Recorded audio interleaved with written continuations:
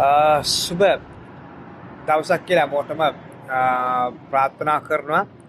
ඉතින් ඔයාලත් එක්ක ලොකු දෙයක් බෙදා ගන්න ඕනේ කියලා හිතුණ නිසා තමයි මම මේ වීඩියෝ එක කරන්නේ. ඉතින් අපි දන්නවා අපේ ජීවිතයේ තුල අපිට නොයෙකුත් විවිධාකාරී මිනිස්සු අපිට හම්බ වෙනවා, අපේ ජීවිතවලට හැවිල්ලා යනවා එනවා. සමහරව අපිට නැති වෙන්නම බින්දුවටම බහිනකම් කෙලවලා යනවා. අන්න ඒ වගේ දෙයක් ගැන තමයි මම ඔයාලට අද කියන්න යන්නේ. ඉතින් මේ කතාවේ නායිකාව අපි හඳුන්වමු මේ සුදර්ශනී නම.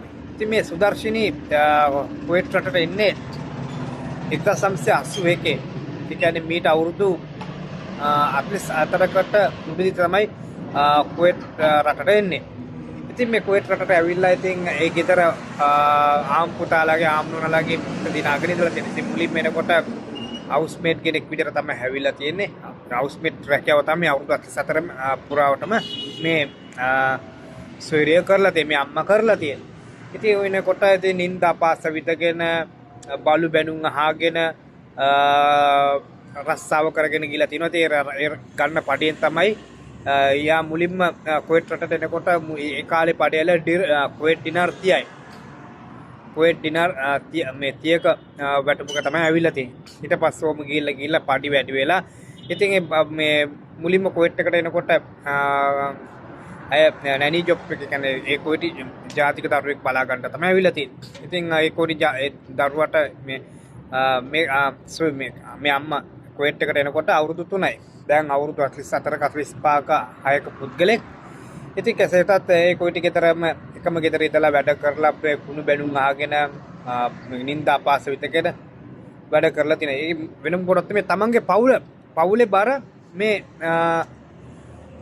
අම්මා කරට අරගෙන තියෙනවා.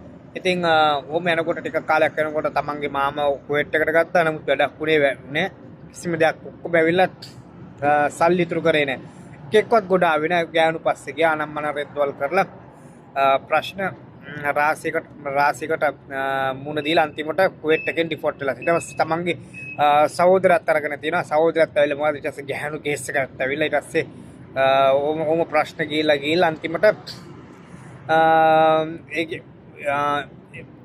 මේ සහෝදරයාගේ සල්ලි වලටත් ලංකාවේ ගෑණෙක් කෙලවලා ඊට පස්සේ තමන්ගේ මා සහෝදරයත් අරගෙන තියෙනවා. ඊට පස්සේ එකෙක්වත් ඇතන ඔක්කොම ගෑනු පස්සේ ගිහිල්ලා අන්තිමට නන්නත්තර වෙලා අන්තිමට කෙලවගෙන ගිහිල්ලා ඊට අවුරුදු 5කට පස්සේ සහෝදරයත් කුවේට් රටට මොකක් හරි ගේමක් ගහලා මේ ඒජන්සියක් කරා ඇවිල්ලා අවුරුදු 50ක් වරත් මේ කුවේට් එකට ඇවිල්ලා තියෙනවා. ඊට පස්සේ තමන්ගේ ගත්ත මේ සහෝදරයන්ගෙන් ගොඩගිය එකම තමන්ටම කියලා ලංකාව තුළ නිවාණක් හදාගෙන තියෙන නංගි විතර. ඊට පස්සේ තව පුංචිම පුතෙක් කරගෙන තියෙනවා. අන්න මොලෙන් ගේම ගාලා කොමාරි අන්තිමට ඉත දිනාගෙන ලස්සනට ගෙවල් දොරවල් අරගෙන යාන වාහන අරගෙන ට්‍රැවල් අරගෙන දැන් මේනකොට ලංකාව හොඳට ඉන්න දෙන්නට ඉන්නේ අර පුංචම්මගේ පුතයි අර තමන්ගේ බාල නංගි වෙච්ච ඒ කාන්තාව විතර තමයි ගොඩ ගිහලා මේ ගොඩ ගියේ. නමුත් ගත්ත කිසිම අනිත් පිරිමින්ගේ කිසිම පුද්ගලෙක් ගොඩ ගිහිල්ලා නැහැ. ඉතින් මේ අතරතුර අපි දන්නවා කොයිටි ජාති අරාබි ජාතිකෙන්ට කොච්චර වැඩ කරත් සාමාන්‍යයෙන් උගලන්ට සෑහීමකටපත් දෙන්නේ නැහැ. පොඩි බයි මිස්ටේක් වුණාම බල්ලට වගේ කෑ ගන්නවා. ඉතින් මේ අවුරුදු 44 පුරාට මේ අම්මා ගොඩක් පින්තා පාස විදගෙන කෙනෙලිකම් වලට ලක් වෙලා ඉතින් ඕම යනකොට 2016 විතර තමන් වැඩ කරන නිවසේ යම් කිසි තමන්ගේ කොයිට ආම්නෝන තමන්ගේ පුතාලාට ගෙවල් දොරවල් සතුටින් ඉන්න ඒ ගියතර කලින් දීලා තියෙන තට්ටු දෙක ඊට පස්සේ තට්ටු 4කට වගේ නම් මේ හදලා තියෙනවා. ඊට පස්සේ හදනකොට අපේ ලංකාවේ ඉන්න සුදර්ශනී කියලා අපේ කතානායක අම්මා තමයි හැම දෙයකටම දුවලා පැනලා පිරිමියෙක් වගේ වැඩ කරලා හැම දෙයකට කතා කරලා ඒ විතර අවශ්‍ය කරන වැඩ කරලා ඒ වෙලාවේ කොයිට ජාති ගාමුණා කියලා තියෙන අනේ මට කොච්චර සම්පත මට ශක්තිය ධෛර්යයක් කියලා ඊට පස්සේ වැඩේ කරගන්න ඕන නිසා අපි දන්න ඕනම පුද්ගලෙක් කපටිකමින් තමයි මේ වෙනකොට මේ වර්තමානයේ කාලය තුළ මේ වර්තමානයේ ඕනම පුද්ගලෙක් ජීවත් වෙන්නේ. කපටිකම නැත්තම් මිනිස්සෙක් එක ජීවත් වෙන්න. කොහොම කියනකොට ගේ අදනකන් ඒ අම්මගෙන් ඒ අම්මගේ ලබා මොනතරම් වැඩ අරගෙන තිබ්බද කියලා කිව්වොත් ඒ ගෙදර අදන්ට අලුත් වැඩියා කරන්න බාස්ලටද චායි ගහුවද හැම දෙයක්ම මේ අම්මා කෑම බීම තව බැලලා ඊට පස්සේ ඒ ගෙදර වක්කීම පුරුකයන් උනේ එක කොයිට ගෙදර මොන දේ වුණත් මේ අම්මා විශ්වාස කරලා සල්ලි එම දීලා තියෙනවා. සල්ලි ආරන්තියන්ට කියලා ආරන්තිලා තියෙනවා. තමන්ගේ ගෙදර ගෙදර වගේ ඉන්න දීලා තිනේ. ඊට පස්සේ 2016 දී දාතිදර ඔක්කොම ගෙවල් දොරවල් ඔක්කොම හැදුවන් පස්සේ කර්මයට කියන්නේ ගෙදරට අපාර්ට්මන්ට් එකට එනවා කුලියට පාකිස්තාන ෆැමිලිය.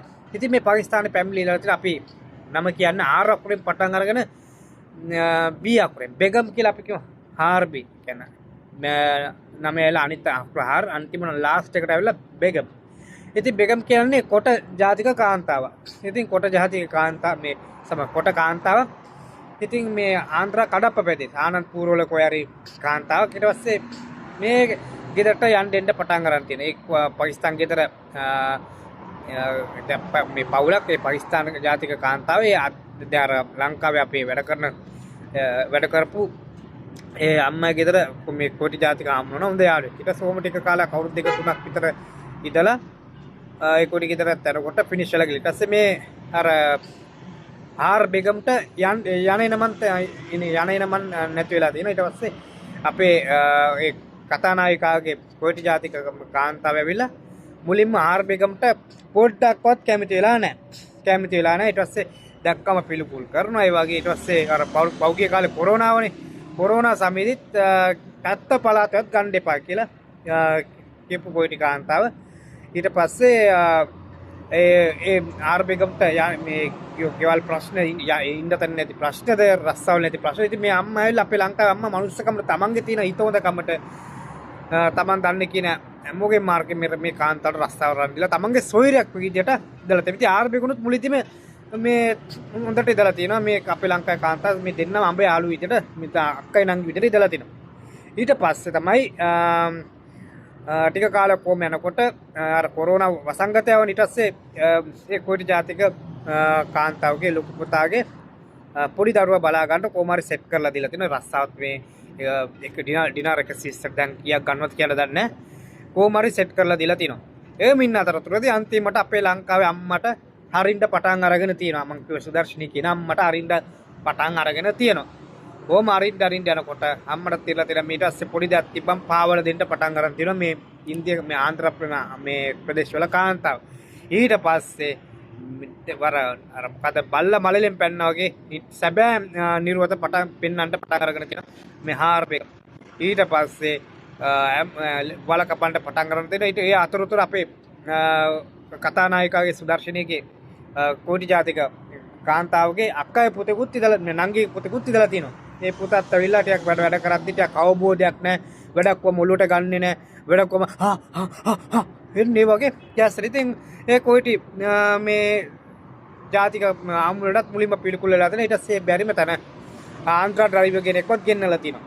ඉතින් මේ පුද්ගලෙක් ඊට පස්සේ ඕම ගේනකොට අර ආර් බෙගන්ට ගොඩක් අයියක් වෙලා තියෙනවා. මොකද තමන්ගේ රටේ තමන්ගේ ප්‍රාන්තේ තමන්ගේ ආන්ధ్‍ර ප්‍රදේශ ප්‍රාන්තේ ඉන්න කොල්ලෙක් ඊට පස්සේ මේ කොල්ලත් එක්ක හිතවත් වෙලා ඊට පස්සේ අපේ අම්මට අරින්න පටන් ගන්න තියෙනවා. බල කපන්න පටන් ගන්න තියෙනවා. ඕම වෙනකොට අන්තිමේදී මේ අම්මා ලෙඩ වෙනවා. ඊට ඇටි හොඳට හිටපු අම්මා ඇවිල්ලා වාණෙන් වැටෙනවා, අතපය කැඩෙනවා, ෆෝන් නැති වෙනවා, සල්ලි ගත්ත පඩි නැති වෙනවා. ගොඩක් දේවල් කරගෙන ඊට පස්සේ අම්මට ඇවිල්ලා අර liver problem එක අක්මාවේ පොඩි ප්‍රශ්නයක් වෙලා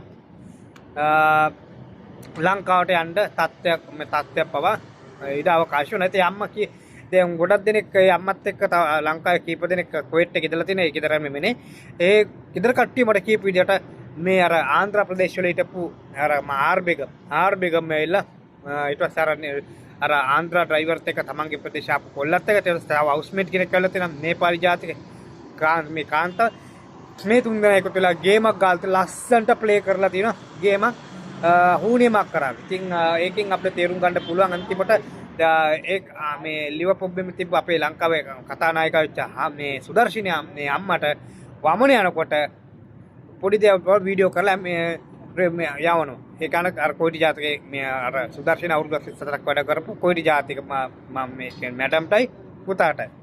ඉතින් ඕම යනකොට වියෝගිකට තේරලා තියෙනවා මෙයාට වැඩ කරන්න බෑ. ඊට ලංකාවට වෙලා තියෙනවා. ඉතින් ඒකෙන් තේරුම් ගන්න පුළුවන් Tamanට කණ්ඩ දීපු හත අපා කරන මේ සමාජයක් තමයි මේ වර්තමානයේ තියෙන මේ කාලේ තියෙන මේ කාලේ මිනිස්සුන්ට ඕනකට වඩා අනුකම්පා කරලා මේ උදව් කරන්න අරකයි වතුරුන් රක් කරි කැම ටිකක් දුන්නත් හරි තමන් ඉන්න තැනකටත් ගන්නරක අන්තිමට ඒ තැනත් අල්ලගෙන අපිටම කෙලවන සමාජයක් තමයි තියෙන්නේ. ඉතින් මේ වගේ දේවල් මේ මැද ප්‍රතික ගොඩක් දේවල් එනවා. වතුරුම් ගොඩක් හරි කැමටියක් අර දුන්නත් කමන්නේ තමන් ඉන්න තැනකවත් ගාව ගන්න එපා කියන්නේ මිනිස්සුන් මෙන්න මේකයි.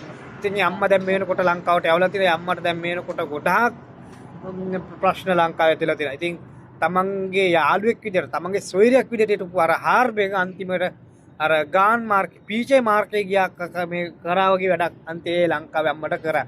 ඉතින් අම්මා ගොඩාක් උදව් කරලා තිනවා.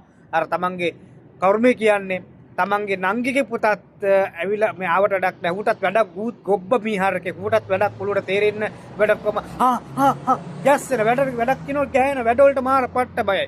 ඉතින් මේවා දේවල් අරගෙන අර කොයි ටිකාන්තලත් ලේසි වුණා. මේ සුදර්ශන අම්මගේ පවුලේ සේරම ලංකාවට ඇවිල්ලා කැන්සල් කරලා යවන්න. ඉතින් ඒ වගේ ප්‍රශ්න වුණා. ඉතින් ඒකයි තමන්ගේ උන්වත් අරිට ගොඩ කියන. ඉතින් අම්මට ගොඩක් මාර කලකිරීමෙන් දුකින් වේදනාවෙන් තව අවුරුදු 4ක් වැඩ කරපු ගෙදර අන්තිමට අම්බුනේ මේ ඊටමත් මේ ගෞරවාන්විතව සමුගෙන තිබුණේ මේ නොවැම්බර් වල සමුගෙන කුවේට් එකේ ෆිනිෂ් වෙලා ඔක්කොම කරලා එන්නේදී අන්තිමට අර ආර්මි ගම්ලා අර ආන්ද්‍රා ඩ්‍රයිවර්ලා අර නේපාල්ලා ඔක්කොම එකතුලා ප්ලෑන් එක ගොඩ ගහලා අන්තිමට හුනියමක් කරලා යවුවා කියලා තමයි කියේ මම හුනියෙන් විශ්වාස කරලා නෑ. ඒ අම්මත් එක්ක හිටපු කුවේට් එක දැන්ටත් තියෙනවා. ඒ අම්මගේ සොයුරිය මට කතා කරලා මේ විස්තර කිව්වා. ඉතින් ඇත්තම කතාව කියනවා නම් ආන්ධ්‍ර ප්‍රදේශයේ මේ නේපාලි මේ බංගලි වුණත් හින්දියන් පාකිස්තාන් වුණත් මේ ඔක්කොම ඇවිල්ලා අපිට ලංකා අපිට අර අරබින් කියනවා වගේ කුස් උම්මත් ගව්වත් කරන්න අම්මට හුකන්න තමයි අපිට මේ ආපු කට්ටියක්. ඉතින් අමතක කරන්න එපා මේ අරබි ජාතිකෙත් ඇවිල්ලා සමහරු ඉන්නවා උන්ට රත්තරන් මිනිස්සු සමහරුන්ට කොච්චර වැඩ කරත් සෑයීමකට පත් නොවන. ඉතින් කොච්චර කරත් මේ මිනිස්සුන්ට අපිට මොඳ නැති වෙන්න පුළුවන්. ඒ නිසා බොහොම කල්පනාවෙන් වැඩ මේ මැද ප්‍රතික වැඩ කරනවා නම් බොහොම කල්පනාවෙන් බුද්ධියෙන් මොලෙන් ගේම ගන්නට විශේෂයෙන්ම මනුස්ස වෙසෙන් ඇවිල්ලා අනේ උදව් විල්ලොත් මට මේ මැරලා වැටලා උදව් කර වතුර උඹුරක් දෙන්න. කෑම ටිකක් දෙන්න. තමන් වැඩ කරන තැනකට ගන්න එපා. ඊට පස්සේ ඒ තැනත් මේ මිනිස්සුන් හඳුනගෙන අන්තිර අපිටත් කෙලවලා යනවා. අන්න ඒ වගේ තිරිසන් අමුත් ගොබ්බ මේ තිරිසන් සමාජයක් තියෙන වකවානුවක තමයි අපි ජීවත් වෙන්නේ. මම දැන්ටත් කියනවා මේ දෙවියන් වහන්සේ මවපු තිරිසම්ම සත්වයන් හතරින් චරාම සත්වයෙක් තමයි මේ මනුස්ස වර්ගය කියන්නේ. ඊයෙන් එන තවත් වීඩියෝ එකකින් මේ වගේ වීඩියෝ එකකින් අපි ජයවා.